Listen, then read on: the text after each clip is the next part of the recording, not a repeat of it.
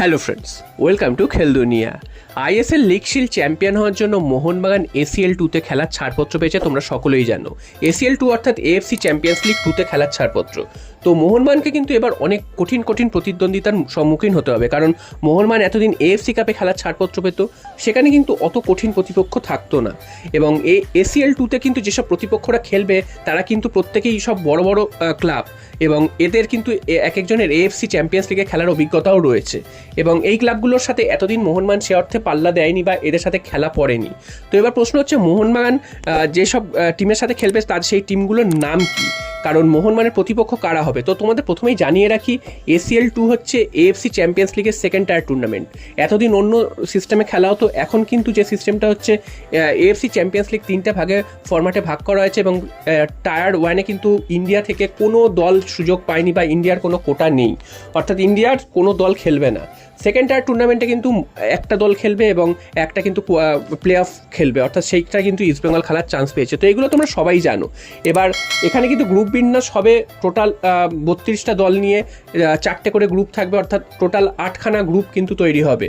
এখানেও কিন্তু east zone এবং ওয়েস্ট জোনের দুটো গ্রুপ তৈরি হবে, এবং সেখানে কিন্তু 4টে করে গ্রুপ থাকবে, এবং টোটাল 16টা দল করে থাকবে প্রত্যেকটা জোনে। এরকম কিন্তু এএফসি কাপের ফরম্যাটও তোমরা লাস্ট কয়েক বছর ধরে দেখে এসছো।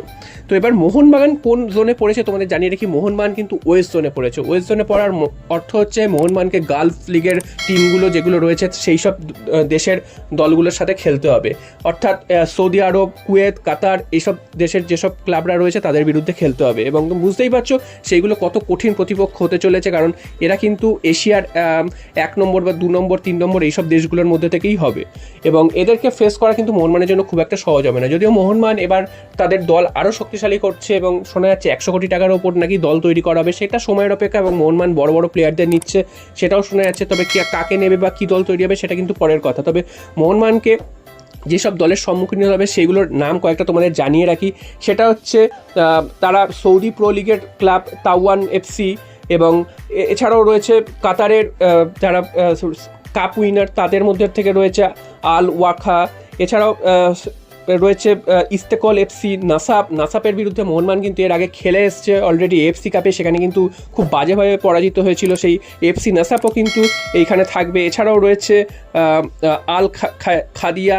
তো এইরকম বড় বড় সব দলগুলো রয়েছে যারা কিন্তু সৌদি আরব, কাতার, কুয়েত এসব দেশের খেলে থাকে, এবং সেসব দেশের কিন্তু টপ টায়ার টুর্নামেন্টেই এরা খেলে, এবং সেখানে কিন্তু হয় তারা চ্যাম্পিয়ন হচ্ছে বা 2 বা 3 নম্বরের মধ্যে থাকছে। তাহলে বুঝতেই পারছো সেই সব দেশের লিগ কতটা ভয়ঙ্কর এবং কতটা ভারতের লিগের থেকে কতটা মান উন্নত।